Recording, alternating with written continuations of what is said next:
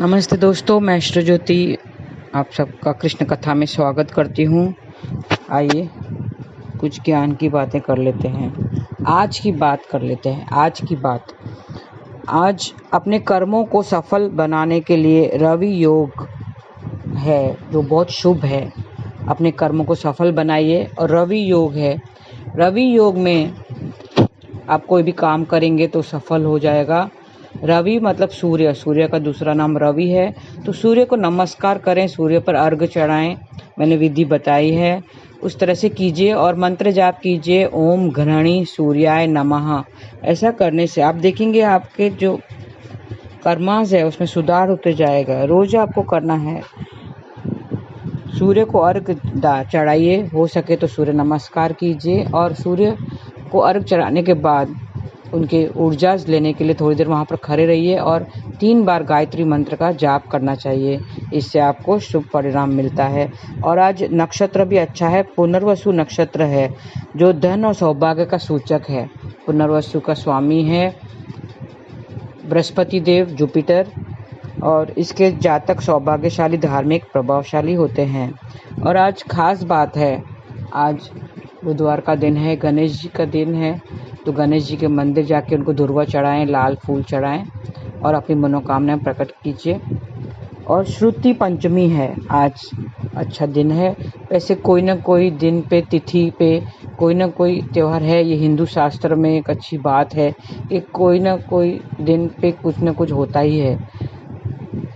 कल गणेश चतुर्थी थी, आज श्रुति पंचमी है, फिर कल कुछ और। तो इस तरह से हमें सिखाते हैं शास्त्र के, हमें भगवान के निकट रहना चाहिए और भगवान के प्रति हमें श्रद्धा रखनी चाहिए और विश्वास रखना चाहिए। आज श्रुति पंचमी है, उसे ज्ञान पंचमी के नाम से भी जाना जाता है। आज का दिन जैन समाज में विशेष महत्व रखता है। भगवान महावीर उपदेश देते हुए शिष्यों सभी को समझाते थे। भगवान महावीर के प्रति ये मनाया जाता है। श्रुति मतलब श्रोता, श्रोता मतलब सुनना। तो श्रवण करना भी एक पुण्य का काम है। जैसे हम बोलते हैं सेवा, सत्संग, स्मरण और श्रवण करेंगे तो भी आपको पुण्य की प्राप्ति होगी और श्री कृष्ण के चरणों में जाएंगे। तो श्रवण भी करना बहुत अच्छी बात है, हम अपने अच्छे कर्मों में जोड़े जाता है। श्रुति का शब्द अर्थ है सुना हुआ। तो ऐसे आज अच्छा दिन है, तो आप पीले वस्त्र पहन के श्रुति पंचमी में माता को नमस्कार कीजिए। और कुछ मैं उपाय बता रही हूँ, 1-2 उपाय है जो आज के दिन करने से आपको खास फल मिलता है। आपके काम में, नई काम में अगर शुरुआत लानी है, नए काम का शुरुआत करना है, तो मुख्य द्वार के ऊपर बांस के 6 इंच के 2 टुकड़े लगाएं। उनके दोनों सिरों खुले हुए होने चाहिए। याद करके आज बांस की वृक्ष पेड़ की पूजा करनी है। बांस जिसे बांसुरी बनती है, बांस ना मिले तो बांस से बनी हुई बांसुरी ले सकते हैं। दरवाजे के द्वार के ऊपर लगाइए। साथ ही एक मोर पंख भी लगाइए। मोर का पंख भी लगाने से शुभ माना जाता है। और देवी लक्ष्मी की मूर्ति या तस्वीर की स्थापित करनी चाहिए। आज वो मुख्य द्वार पे वो लगा दीजिए। और लक्ष्मी देवी की पूजा आराधना करते हैं, उसकी तस्वीर स्थापित करनी चाहिए। और उसके पास में छोटी सी रंगोली बनानी चाहिए। रंगोली के बीचों बीच एक घी का दीपक जलाना चाहिए। इससे आपकी कला में निखार आएगा और आपके काम में सफलता मिलेगी। ताजे फूलों की माला बनाकर देवी को चढ़ाना चाहिए। श्री विष्णु और माँ लक्ष्मी की मूर्ति के सामने बैठकर ओम लक्ष्मी नारायणाय नमः का एक माला जाप करना चाहिए। कौन सा मंत्र है? ओम लक्ष्मी नारायणाय नमः। ऐसे आपको एक माला मतलब 108 बार आपको नाम जाप करना चाहिए। माला आपके पास होनी चाहिए, नहीं है तो मुझे आप संपर्क कीजिए, मैं आपको मंगवा के दे सकती हूँ। माला से आप मंत्र जाप वगैरह इजीली कर सकते हैं, मेडिटेशन कर सकते हैं। और भगवान को भुने हुए आटे में शक्कर का भोग लगाएं। स्नान के बाद मंदिर जाकर भगवान को पुष्प चढ़ाएं। इससे आपकी आर्थिक स्थिति में सुधार होगा, आर्थिक सफलता मिलेगी। चावल से हवन करना चाहिए आज के दिन पे। विधि पूर्वक धूप दीप से देवी माँ का पूजन करना चाहिए। देवी माँ का आज के दिन पे पूजन कीजिए। मंदिर या किसी धर्म स्थल पर चने की दाल का दान करें तो आप ऊंचे मकान पर पहुंचेंगे। ऊंचे मकान पर आपको पहुंचना है तो आप देवी माँ की पूजा आराधना करें और उनके चने की दाल का दान करें। और आज बृहस्पति देव का गुरु जी खास मंत्र है ओम ग्राम ग्रीम ग्रौम सह बृहस्पते नमः। ऐसे आप ये मंत्र जाप कीजिए और पूरा दिन व्यतीत कीजिए और जो उपाय बताया गया है वो कीजिए। और दूसरा एक उपाय है धन दौलत आपको पाने का है, इजी उपाय है। 2 बांसुरी लेकर घर की बीम के दोनों तरफ बांधें।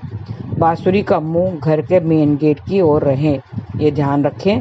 अपने हाथों से चरणामृत तैयार करना चाहिए और चरणामृत से भगवान को भोग लगाना चाहिए। तो ऐसे करने से आपकी सब जो भी प्रॉब्लम्स है वो सॉल्व हो जाएगी और आपको सफलता जरूर मिलेगी और आप उच्च मकाम पर पहुंचेंगे। अपनी तरक्की के लिए भगवान से प्रार्थना कीजिए। ये छोटे छोटे उपाय करके आप अपनी तरक्की की प्रार्थना करके आप तरक्की पा सकते हैं।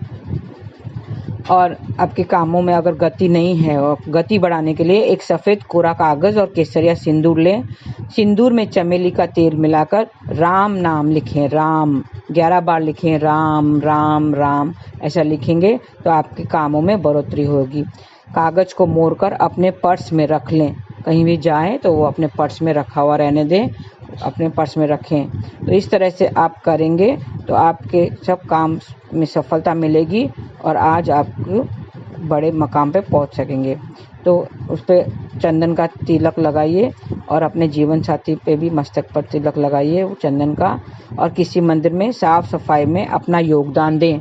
किसी मंदिर में जाके आप साफ सफाई कराएं, थोड़ा योगदान दें तो आपके जो भी सब कार्य हैं, सरकारी पद पर अगर कार्य करना चाहते हैं आपको उच्च पद मिलेगा। और उनका मंत्र जाप कीजिए जो बृहस्पति का मंत्र है ओम ग्राम ग्रीम ग्रौम सह बृहस्पते नमः। तो ऐसा करने से आप देखेंगे आपके कामों में गति आएगी, तरक्की मिलेगी और जो बाधाएं आ रही है वो सब छूट जाएगी। आज बृहस्पति का नक्षत्र है, मैंने बोला था पुनर्वसु। पुनर्वसु मतलब पुनः धनवान या धनवान भाग्यशाली होना। तो आज आपका एक चांस है, आप पुनः भाग्यशाली हो सकते हैं। ये आप उपाय करके आप भाग्यशाली या धनवान बन सकते हैं। तो आइए कुछ कृष्ण कथा सुन लेते हैं। हम इंसान हैं और हमें ज्ञान नहीं है कि हमने इस पृथ्वी पर, इस धराधर पर क्यों जन्म लिया है। हमें एक्सपेक्टेशंस बहुत है दूसरों पर।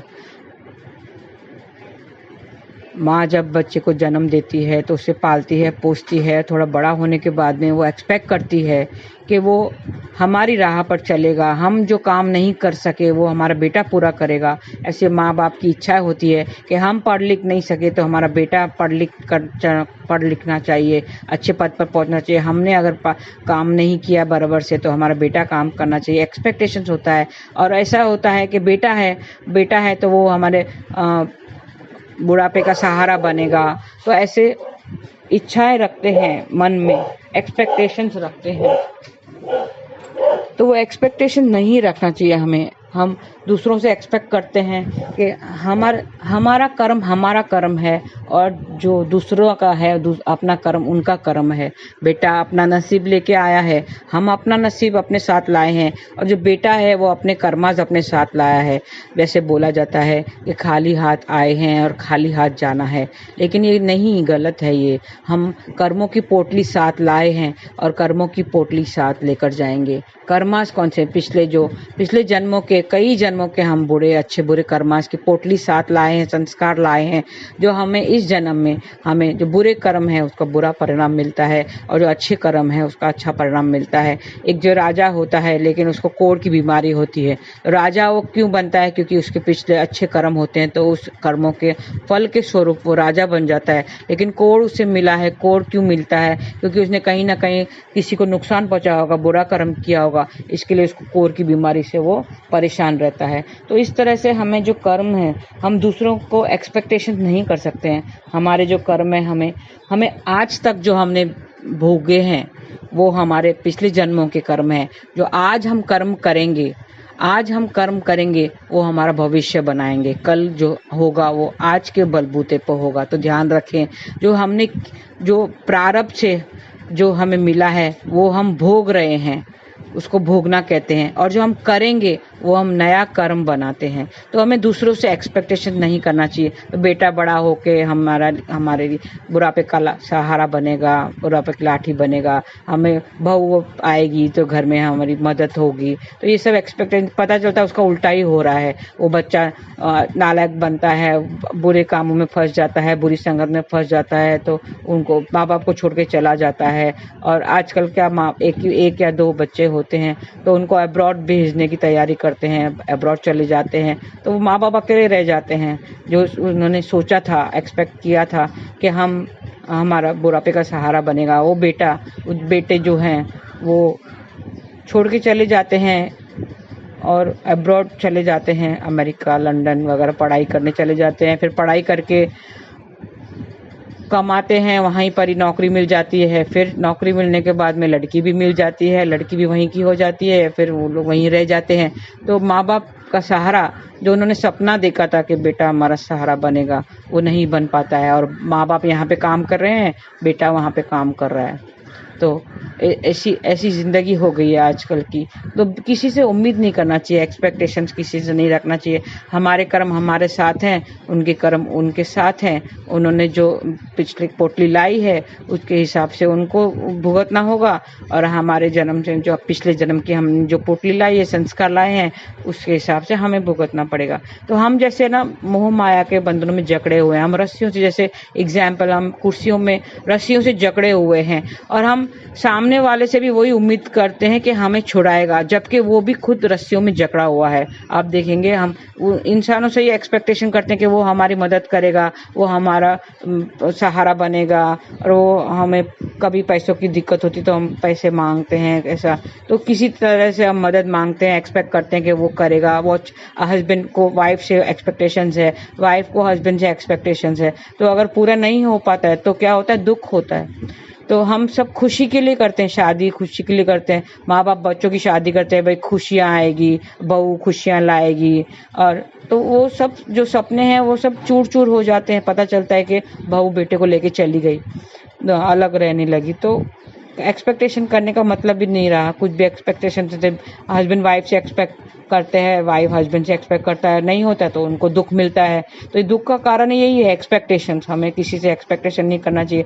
हम रस्सियों से बंधे हुए हैं कुर्सी पे, हम सामने वाले इंसान से एक्सपेक्ट करते हैं कि वो हमारी रस्सी खोलेगा, जबकि वो खुद रस्सी से बंधा हुआ है। तो वो हमारी कैसे मदद करेगा। हमें ऐसे इंसान की जरूरत है जो छूटा हुआ हो, जो बंधन से मुक्त हो, जो बंधन से छूटा हुआ हो, जो रस्सियों में नहीं बंधा हो, जो विकारों से दूर हो, जो इन मोह माया के चक्रों से दूर हो, वो ही हमें छुड़ा सकता है ना। तो हमें किसकी मदद लेनी चाहिए, गुरु की मदद लेनी चाहिए, हमें ईश्वर की मदद लेनी चाहिए, कृष्णा की मदद। गुरु हमें ईश्वर की तरफ लेके जाता है, हमें ईश्वर के पथ पर लेके जाता है, ईश्वर का मार्ग दिखाता है कि वो ही हमारे मदद कर देगा। और हम उस पर ही विश्वास नहीं करते हैं, क्योंकि वो दिखता नहीं है, ईश्वर दिखता नहीं है, इसके लिए हम विश्वास नहीं करते हैं। तो हवा अगर दिखती नहीं है तो ऐसा थोड़ी कि हवा नहीं है। हम बच्चों को पढ़ाते हैं, where is air, air is everywhere. तो उस तरह से हवा सब जगह है। तो उसी तरह भगवान भी दिखता नहीं है, लेकिन भगवान सब जगह है। जैसे हिरण्यकश्यपु ने प्रहलाद से पूछा था कि तुम्हारा भगवान कहाँ है, दिखाओ। वो दिखाई नहीं दे रहा है, कहाँ है तुम्हारा भगवान। तो प्रहलाद ने कहा था कि वो सब जगह है, तुम में बसा हुआ है, मुझ में बसा हुआ है, वो हर किसी चीज़ में बसा हुआ है, यहाँ पे खंबे में बसा हुआ है। तो उसने बोला, उसने खंबे को हिरण्यकश्यपु ने खंबे को मारा और उसमें से नरसिंह भगवान निकल के आ गए। और क्यों कि उसका अंत आ गया था, इसके लिए उन्होंने हिरण्यकश्यपु का अंत कर लिया। तो इस तरह से सब में ईश्वर सब जगह है, हमें उस विश्वास करना चाहिए। Trust Krishna, trust Krishna, trust Krishna. हमें इंसानों से प्यार है, हमें इंसानों पर विश्वास करते हैं, हमें भगवान पर नहीं विश्वास है। हम भगवान के लिए 10 मिनट भी नहीं निकाल सकते हैं, एक माला नहीं कर सकते हैं, एक माला का टाइम नहीं निकाल सकते हैं। हमारे पैर, अगर भगवान ने हमें पैर दिया है, हम वो पैर से मंदिर तक नहीं जा सकते हैं। हमें हाथ दिया हुआ है, हम हाथ से माला नहीं कर सकते हैं। क्यों? उनके प्रति, भगवान के प्रति हमारी श्रद्धा नहीं है। नहीं है श्रद्धा और सबूरी रखना चाहिए, क्योंकि हमें चाहिए इंस्टेंट फल चाहिए। इंस्टेंट, अभी डाला, कार्ड डाला और इंस्टेंट पैसे आ गए, एटीएम में डाला, इंस्टेंट पैसे आ गए। लेकिन ऐसा नहीं है। हम आज कर अगर बच्चा को एग्ज़ाम देने जाता है तो उसी दिन उसका रिजल्ट नहीं आता है, उसका रिजल्ट 1-1.5 महीने के बाद निकलता है। उसी तरह हमें भी आज कर्म करना है तो उसका फल वो देगा ज़रूर, अच्छे का फल अच्छा देगा, आपको ज़रूर मिलेगा। ऐसा नहीं है। आप भगवान से एक्सपेक्टेशन कीजिए और भगवान सबका साथ देगा। वो हमारे सारे पापों को भुलाने को तैयार है। वो खाली वेट कर रहा है कि कब हम उसका नाम लेंगे। और सिर्फ कलयुग केवल नाम आधारा। वो कहता है कि मुझसे बड़ा मेरा नाम है, आप सिर्फ नाम लो और मेरे पास पहुंच जाओगे।